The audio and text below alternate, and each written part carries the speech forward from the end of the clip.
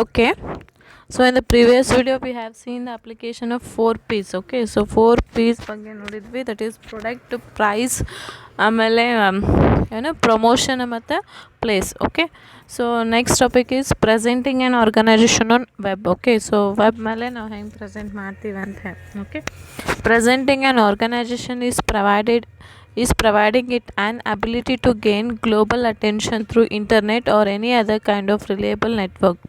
Okay, conducting e-commerce involves 3 broad tasks as follows. Okay, so ಏನು ಹೇಳ್ತಾ ನೋಡ್ರಿ, presenting and organisation is providing it an ability to gain global attention through internet or any other kind of reliable network. Okay, so ನಾವು ಒಂದು organisation ನಾವು internet through ಕೊಡಾಕತ್ವಿ ಅಂತಂದ್ರೆ so ನಮಗೆ ಏನಾಗತ್ತದ, globally ನಮ್ದು ಬಿಸ್ನೆಸ್ಸಿಗೆ attention ಸಿಕ್ಕತ್ತದ ಅಂತ ಹೇಳ್ತಾನೆ. ಓಕೆ, ಅಂದರೆ ಇಂಟರ್ನೆಟ್ನಾಗ ನಾವು ಏನಾರ ಒಂದು ಆರ್ಗನೈಜೇಷನ್ ಮಾಡಿದ್ವಿ ಅಂತಂದರೆ ಏನಾಗ್ತಿದ್ರು, ನಮ್ದು ಹೋಲ್ ವರ್ಲ್ಡ್ ಅಥವಾ globally sentiment world. Okay, so globally ನಮಗೆ ಒಂದು ಅಟ್ರಾಕ್ಷನ್ ಸಿಗ್ತದೆ, ಒಂದು ಅಟೆನ್ಷನ್ ಸಿಗ್ತದೆ ಅಂತ ಹೇಳ್ತಾನೆ. ಓಕೆ, ಸೊ ಇದನ್ನು ಮಾಡಬೇಕಾಗಿತ್ತು ಅಂದ್ರೆ conducting e-commerce involves 3 broad categories. Okay, so e-commerce ಮಾಡಬೇಕಾಗಿತ್ತಂದ್ರೆ 3 ಟಾಸ್ಕ್ ಅದಾವ ಅಂತ ಹೇಳ್ತಾನೆ. ಓಕೆ, ಯಾವ್ಯಾವು? Placing marketing information on web. First one ಏನು, ಮಾರ್ಕೆಟಿಂಗ್ ಇನ್ಫಾರ್ಮೇಷನ್ ವೆಬ್ ಮೇಲೆ ಹಾಕಬೇಕು. Okay, second allowing online order taking, online ಆರ್ಡರ್ನ ತೊಗೋಬೇಕಂತ ಹೇಳ್ತಾನೆ. Okay, third one constructing electronic exchanges. So electronic exchanges ಅಂದರೆ ಸೆಲ್ ಮಾಡೋದು, ಬಾಯ್ ಮಾಡೋದು, ಸೊ ಇದನ್ನು ಮಾಡಬೇಕು ಅಂತ ಹೇಳ್ತಾನೆ. ಸೊ ಇವು 3 ಟಾಸ್ಕ್ನಿಂದ ಏನಾಗ್ತದೆ, ನಾವು ಇ-ಕಾಮರ್ಸ್ನ ಸ್ಟಾರ್ಟ್ ಮಾಡ್ಬೋದು. ಸೊ ಇ-ಕಾಮರ್ಸ್ ಸ್ಟಾರ್ಟ್ ಮಾಡಿದ್ವಂದು ಏನಾಗ್ತದೆ, ನಮ್ದು ಗ್ಲೋಬಲ್ ಅಟೆನ್ಷನ್ ಸಿಗ್ತದೆ ಅಂತ ಹೇಳ್ಬೋದು. Okay, next. Okay, so next, so sorry wait ಇದಾತಲ್ಲ. ಹಾಂ, ನೆಕ್ಸ್ಟ್ ಇದೆ. ನೆಕ್ಸ್ಟ್ ಏನು ಹೇಳ್ತಾನೆ ನೋಡಿರಿ, the following are the steps to present an organization in web. Okay, ನಮ್ದು ಏನದಲ್ಲ, ನಮ್ಮ ವೆಬ್ನಾಗ ಆರ್ಗನೈಜೇಷನ್ನ ಸ್ಟಾರ್ಟ್ ಮಾಡಬೇಕಾಯ್ತಂದ್ರೆ ಫಾಲೋವಿಂಗ್ ಸ್ಟೆಪ್ಸ್ ಅದಾವ ಅಂತ ಹೇಳ್ತಾನೆ. Okay, so first one research and planning. Okay, so first research ಮಾಡಬೇಕು, ಪ್ಲ್ಯಾನಿಂಗ್ ಮಾಡ್ಬೇಕಂತ ಹೇಳ್ತಾನೆ. ಸೊ ಏನು ನೋಡಿ, considerable research and planning are required to recognise which are the products or services we want to market and what should be done to remain competitive online.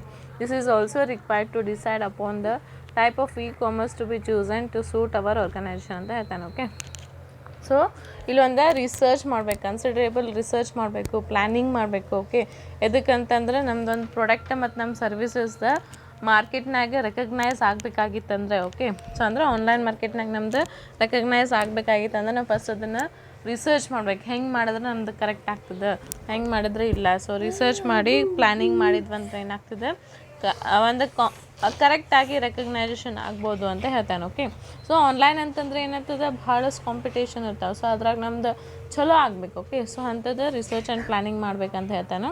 ಇದು ಮಾಡೋದ್ರಿಂದ ಏನಾಗ್ತದೆ, ನಮ್ದು e-commerce ಒಂದು ಆರ್ಗನೈಜೇಷನ್ದು ಸೂಟೇಬಲ್ ಆಗ್ತದೆ ಅಂತ ಹೇಳ್ತಾನೆ. Okay, so next, these steps involves preparing e-business plan containing business rules and constraints. It also include creation of requirement documents that contain product displaying methods, order transaction processing, attracting customers, fulfillment and customer service, as well as software and hosting. Okay, ಇದ್ರಾಗ ಏನದ ಅಂತಂದ್ರೆ ನಾವು ಈ business plan ಒಳಗೆ ಏನೇನು ಆಗ್ತದೆ ಅಂತಂದ್ರೆ ಒಂದು ಬಿಸ್ನೆಸ್ ರೂಲ್ನ ಅಥವಾ ಒಂದು ಕನ್ಸ್ಟ್ರೈಂಟ್ಸ್ನ ಪ್ರಿಪೇರ್ ಮಾಡ್ತೀವಿ ಅಂತ ಹೇಳ್ತಾನೆ. ಅಂದ್ರೆ ನಮ್ಮ ಬಿಸ್ನೆಸ್ ಹೆಂಗೆ ಇರ್ಬೇಕು, ಏನು ಮಾಡಿದ್ರೆ ಏನು ಚಲೋ ಅದ, ಸೊ ಒಂದು ಬಿಸ್ನೆಸ್ ರೂಲ್ ಹಾಕೋತೀವಿ ಅಂತ ಹೇಳ್ತಾನೆ. ಸೊ ಇದರಿಂದ ಏನಾಗ್ತದೆ, ಒಂದು ರಿಕ್ವೈರ್ಡ್ ಡಾಕ್ಯುಮೆಂಟ್ ರೆಡಿ ಆಗ್ತದೆ. ಸೊ ಆ ಡಾಕ್ಯುಮೆಂಟ್ನಾಗ ಏನೇನು ಇರ್ತದೆ ಅಂತಂದ್ರೆ ಆರ್ಡರ್ ಟ್ರಾನ್ಸಾಕ್ಷನ್ ಹೆಂಗೆ ಮಾಡಬೇಕು, ಆಮೇಲೆ ಕಸ್ಟಮರ್ಸಿಗೆ ಹೆಂಗೆ ಅಟ್ರ್ಯಾಕ್ಟ್ ಮಾಡಬೇಕು, ಕಸ್ಟಮರ್ ಸರ್ವಿಸಸ್ನ ಹೆಂಗೆ ಫುಲ್ಫಿಲ್ಮೆಂಟ್ ಮಾಡಬೇಕು, ಆಮೇಲೆ ನಮ್ಮ ಸಾಫ್ಟ್ವೇರ್ಸ್ನ ಹೆಂಗೆ ಹಾಸ್ಟ್ ಮಾಡಬೇಕು ಅಂತ ಇವೆಲ್ಲ ಏನಿರ್ತದೆ ನಮ್ದು ಇ-ಕಾಮರ್ಸ್ ಬಿಸ್ನೆಸ್ ಒಳಗೆ ನಾವು ಪ್ಲ್ಯಾನಿಂಗ್ ಮಾಡ್ಕೋಬೇಕಂತ ಹೇಳ್ತಾನೆ. Okay, that is the first step. Okay, so second step ಏನು ನೋಡಿರಿ, registering domain name. So second step ಏನದ, ನಮ್ಮ ಡೊಮೈನ್ ನಮ್ಮದೇ ಆದಂಥ ಒಂದು ಬಿಸ್ನೆಸ್ಸಿಗೆ ಡೊಮೈನ್ ತೊಗೋಬೇಕು. ಈಗ ಫಾರ್ ಎಕ್ಸಾಂಪಲ್ Amazon.com ಅಂತ ಅವರೊಂದು ಅಮೆಝಾನ್ ತೊಗೊಂಡಿರ್ತಾರೆ. ಓಕೆ, Flipkart.com ಅಂತೆ, ಸೊ ಅವ್ರದ್ದು ಒಂದು domain ತೊಗೊಂಡಿರ್ತಾರೆ.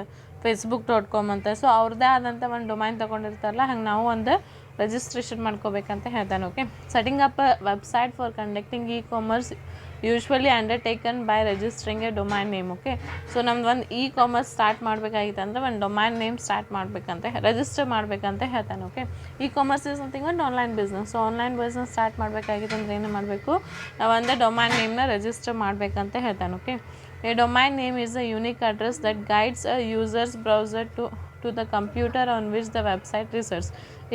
It usually consists of two elements, top level domain and second level domain, which some simply refers to the domain name ಅಂತ ಹೇಳ್ತಾನೆ. ಸೊ ಇದ್ರಾಗ 2 ಲೆವೆಲ್ಸ್ ಆಫ್ ಡೊಮೈನ್ ಅವ ಅಂತ ಹೇಳ್ತಾನೆ. ಸೊ ಟಾಪ್ ಲೆವೆಲ್ ಡೊಮೈನ್ ಮತ್ತು second level of domain ಅಂತ.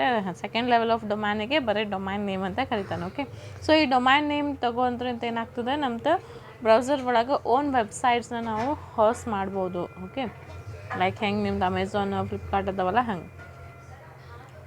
Next okay, so third one ಏನದ hoisting. ಈಗ ನಾವು ಡೊಮೈನ್ ತೊಗೊಂಡ್ವಿ. ಸೊ ಡೊಮೈನ್ ತೊಗೊಂಡು ನಮ್ಮ ವೆಬ್ಸೈಟ್ನ ತೊಗೊಂಡಿರ್ತೀವಿ. ಸೊ ಅದನ್ನು ಹಾಸ್ಟ್ ಮಾಡಬೇಕು ಇಲ್ಲ ಅಂದರೆ ಹಾಸ್ಟಿಂಗ್ ಇಸ್ ನಥಿಂಗ್ ಬಟ್ ಎಲ್ಲರಿಗೂ ಕಾಣಿಸ್ಬೇಕದು. ಸೊ ಅದನ್ನು ಹೆಂಗೆ ಮಾಡ್ತಾರೆ ನೋಡಿರಿ hoisting. The virtual store front need to be placed in the network so that it is communicated by customers globally. In general, a host is a high-speed 24 hours online data servicing computer placed centrally in a network. Okay, so ಇಲ್ಲಿ ಏನಾಯ್ತು, ನಮ್ದು ಒಂದು virtually store ಬಂದಂಗೆ ಆತ. ಅಂದ್ರೆ ನಾವೇನಿಲ್ಲ shop ಹಾಕಾಕೈತಲ್ಲ, store ಏನು ಹಾಕಾಕೈತಿಲ್ಲ. But ನಾವು domain ತೊಗೊಂಡು ನಮ್ಮ ವೆಬ್ಸೈಟ್ನ ರೆಡಿ ಮಾಡಿದ್ವಿ ಅಂದರೆ ಏನಾಗ್ತದೆ, ವರ್ಚುವಲ್ ಸ್ಟೋರ್ ಬಂದುಬಿಡ್ತದೆ. ಓಕೆ, ಅದರಿಂದ ಏನಾಗ್ತದೆ, ಕಸ್ಟಮರ್ಸ್ ಜೊತೆ ಕಮ್ಯುನಿಕೇಟ್ ಮಾಡೋಕ್ಕೆ ಈಸಿಲಿ ಆಗ್ತದೆ ಅಂತ ಹೇಳ್ತಾನೆ. ಓಕೆ, ಆಮೇಲೆ ನಮ್ದು ಏನದಲ್ಲ 24 hours ಹೈ ಸ್ಪೀಡ್ನಿಂದ ನಾವು ಮಾಡ್ಬೋದು. ನಮ್ದು ಏನಂತಾರೆ ಮೀನ್ಸ್ ಮಾರ್ಕೆಟಿಂಗ್. ಓಕೆ, ಆಮೇಲೆ ಪ್ಲೇಸ್ ಮಾಡೋದಾಗಲಿ ಆರ್ಡ್ರ್ ಮಾಡೋದಾಗಲಿ, ಸೊ ಇದೆಲ್ಲ ನಾವು 24 hours ಮಾಡ್ಬೋದು ಅಂತ ಹೇಳ್ತಾನೆ. Okay, it basically stores web pages for A client and operates a client switchboard of stores that connects web users' computers which requested pages from the hosting centers. Large warehouse space that contain the computers on which clients' web pages are stored and connect them to the internet via high bandwidth fiber optic lines. Okay, so ಇಲ್ಲಿ ಏನಾಗ್ತದೆ ಅಂತಂದ್ರೆ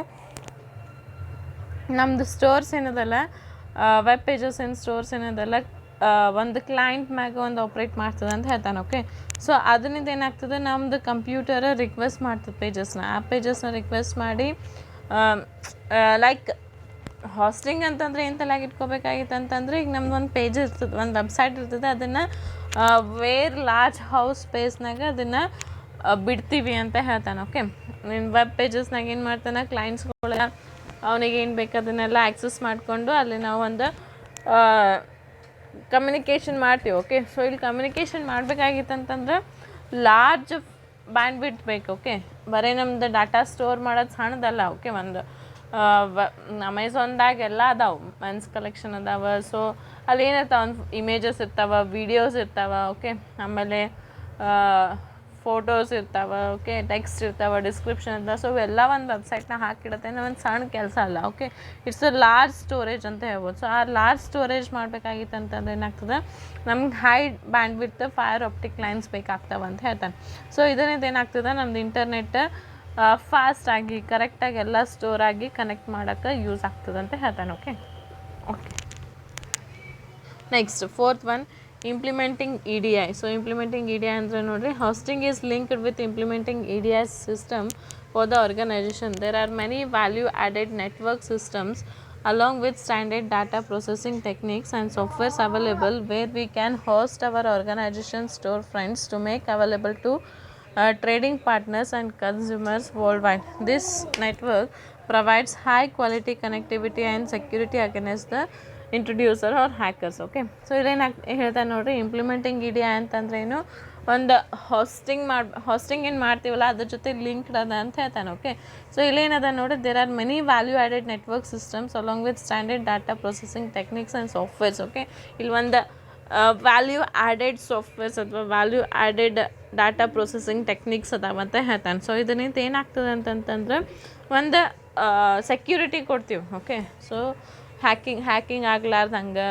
okay, so ನಮ್ದು ಕನ್ಸ್ಯೂಮರ್ಸಿಗೆ ಕರೆಕ್ಟಾಗಿ process ಆಗೋ ಸಲಾಗ so ಒಂದೇನೋ security ಟೈಪಾಗಿ ಕೊಡ್ತೀವಿ ಅಂತ ಹೇಳ್ತಾನೆ. Okay, next fifth one, designing right kind of virtual store fronts. Okay, So next step is to find our development, storefront, softwares and web pages which can manage products, promotion activities, customers, orders and require with adequate marketing tools. Flexibility to suit future needs of market should be considered while deciding on the software. Okay, ಈಗ ಎಷ್ಟೊತ್ತು ಏನು ಮಾಡಿದ್ರಿ, first plan ಮಾಡಿದ್ರಿ, research and plan ಮಾಡಿದ್ರಿ.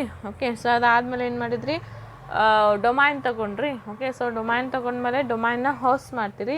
So domain host ಮಾಡಬೇಕಾಗಿತ್ತಂದ್ರೆ ಅಲ್ಲಿ ನಾವು security ಕೊಡ್ತೇವೆ. Okay, security ಕೊಡಬೇಕು. ಸೊ ಅದಕ್ಕೆ ಇಂಪ್ಲಿಮೆಂಟಿಂಗ್ ಇಡಿಯಾ ಅಂತಾನೆ. ಓಕೆ, ಸೊ ಅಲ್ಲಿ ಒಂದು ಸೆಕ್ಯೂರಿಟಿ ಕೊಟ್ಟಿಂದ ಏನು ಮಾಡ್ತೀವಿ, ನೆಕ್ಸ್ಟ್ ನಮ್ಮ ವೆಬ್ಸೈಟ್ನ ಡಿಸೈನ್ ಮಾಡಬೇಕು. ಸೊ ವೆಬ್ಸೈಟ್ನ ಡಿಸೈನ್ ಹೆಂಗೆ ಮಾಡ್ತೀವಿ ಅಂತಂತಂದ್ರೆ, ಕಸ್ಟಮರ್ಸ್ ನಮ್ಮ ಪ್ರೊಡಕ್ಟ್ಸ್ನ ಸೆಲ್ ಆಗಬೇಕು, ಆಮೇಲೆ ಪ್ರಮೋಷನ್ಸ್ ಆಗಬೇಕು, ಆಮೇಲೆ ಕಸ್ಟಮರ್ಸ್ ಆನ್ಲೈನ್ ಆರ್ಡರ್ಸ್ ತೊಗೋಬೇಕು, ಕ್ವಾರೀಸ್ ತೊಗೋಬೇಕು. ಸೊ ಎಲ್ಲ ಆಗಂಗೆ ನಾವು ಒಂದು ವೆಬ್ಸೈಟ್ನ ರೆಡಿ ಮಾಡ್ತೀವಿ. ಸೊ ಓಕೆ, ಆಮೇಲೆ ಆ ವೆಬ್ಸೈಟ್ ಫ್ಲೆಕ್ಸಿಬಿಲಿಟಿ ಇರಬೇಕು. ಓಕೆ, ಈಗೇನೋ ಮಾರ್ಕೆಟ್ನಾಗ ಚೇಂಜ್ ಆಯಿತು ಅಂತಂದ್ರೆ ನಾವು ಇಮಿಡಿಯೇಟ್ಲಿ ಅಪ್ಡೇಟ್ ಮಾಡೋ ಹಂಗೆ ನಮ್ದು ವೆಬ್ಸೈಟ್ ಇರಬೇಕು ಅಂತ ಹೇಳ್ತಾನೆ. Okay, next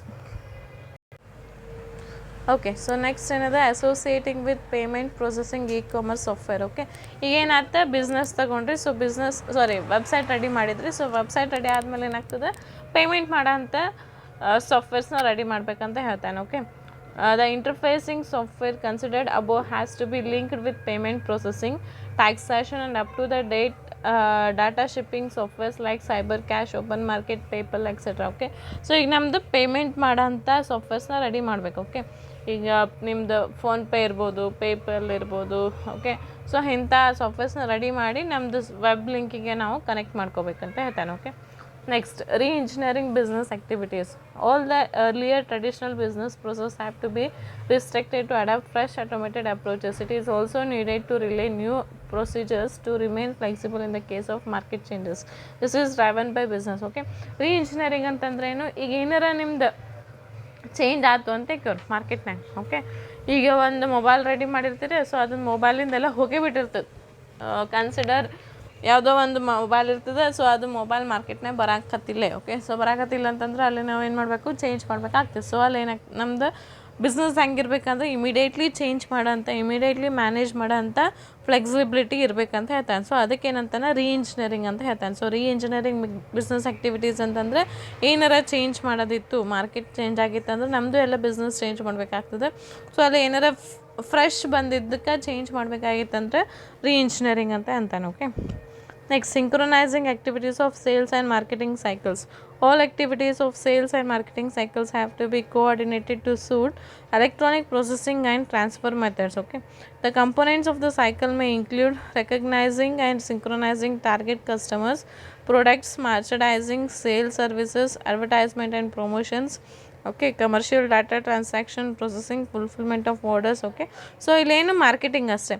synchronising activities of sales and marketing ಅಂತಂದ್ರೆ ನಮ್ದು ಸೇಲ್ಸ್ ಮತ್ತು ಮಾರ್ಕೆಟಿಂಗ್ ರಿಲೇಟೆಡ್ ಎಲ್ಲ activities suited to electronic. Okay, electronic ಅಂತಂದರೆ ಎಲ್ಲನೂ ಡಿಜಿಟಲ್. ಓಕೆ, ಸೊ ಎಲೆಕ್ಟ್ರಾನಿಕ್ ಮತ್ತು ಟ್ರಾನ್ಸ್ಫರ್ ಮೆಥಡ್ಸ್ ಅಂತ ಮಾಡ್ಬೇಕಂತ ಹೇಳ್ತಾನೆ.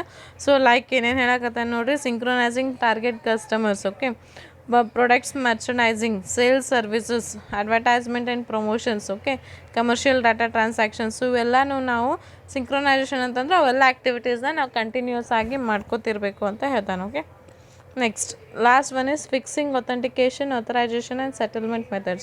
The electronic funds transfer and credit card payment system should be backed up with appropriate data encryption methods, authentication for restricting invalid data entry, authentication for the persons involved in data transactions and settlements of money transactions with concerned bank. Okay, so fixing authentication ಅಂತಂದ್ರೆ ಈಗ ನಾವು credit card payments ಮಾಡಿರ್ತೀವಿ. So ಅದ್ರದ್ದು ಒಂದು backup ಇಟ್ಕೊಂಡು, okay, appropriate data ಅಥವಾ encryption method ತೊಗೊಂಡು ಒಂದು ಬ್ಯಾಕಪ್ ಇಟ್ಕೊಂಡು ಅದನ್ನೆಲ್ಲ ಪ್ರೊಸೆಸ್ನ ನಾವು ಮಾಡ್ಬೇಕಂತ ಹೇಳ್ತಾನೆ. ಸೊ ಫಾರ್ ಎಕ್ಸಾಂಪಲ್ ಏನಾರ ಇನ್ವ್ಯಾಲಿಡ್ ಡಾಟಾನ ಎಂಟರ್ ಮಾಡಿದ್ದಂತಂದ್ರೆ ಅಲ್ಲೇ ಟ್ರಾನ್ಸಾಕ್ಷನ್ ಆಗಬಾರ್ದು.